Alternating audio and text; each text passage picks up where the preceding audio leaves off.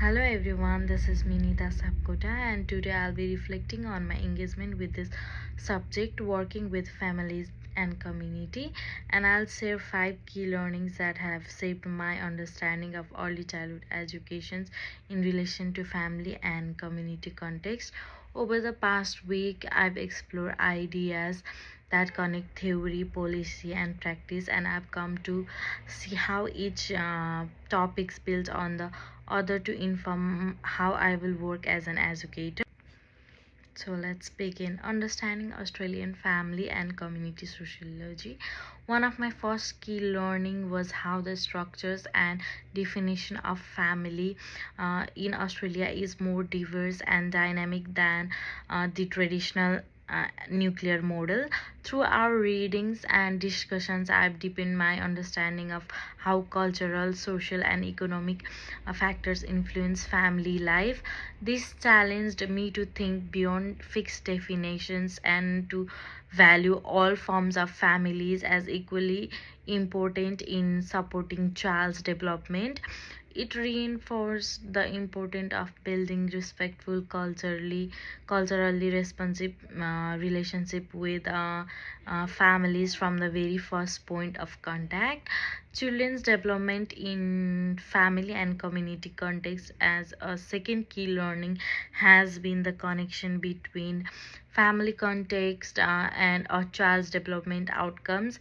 The course materials highlights that how Bernard's biological theory help us see the uh, bigger picture, the way microsystems like family and macrosystem like culture or policy interact to shape learning and well-being.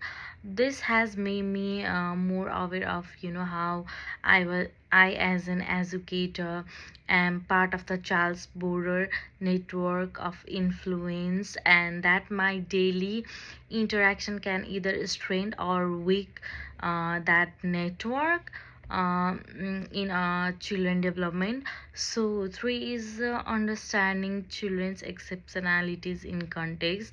Another important learning was recognizing that children with exceptionalities must be understood within their family and community setting, not just through a critical or clinical educational lens.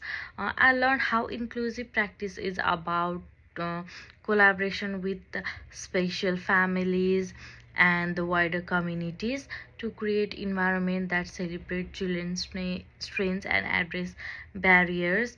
This remind me that support strategies should be flexible and family center and inclusive, acknowledging that each child's needs are shaped by their home life, culture, and community resources. The fourth key learning was contemporary issues such as economic hardship, housing stress, and cultural diversity intersect with social policy. I realized that educator can work in isolations. Policies like the National Quality Standard, early learning frameworks, and inclusion support programs are not just compliance tools but framework that guide equitable practice. Understanding these policies give me confidence and to advocate for families and ensure children have access to quality educations and regardless of their circumstances.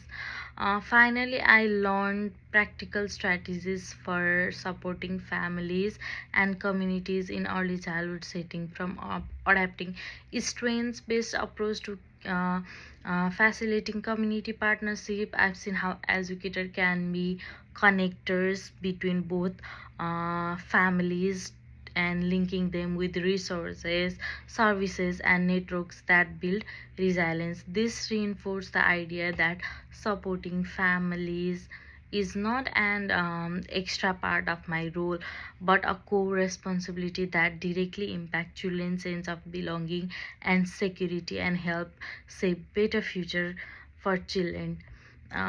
In reflecting on these 5 key learnings, I can see how my thinking has evolved from seeing family engagement as a separate part of teaching, to recognize it is as the foundation of high quality early childhood education. Each topic from sociology to policy to practice has shaped my understanding how to work ethically, inclusively, and effectively with families and communities and children.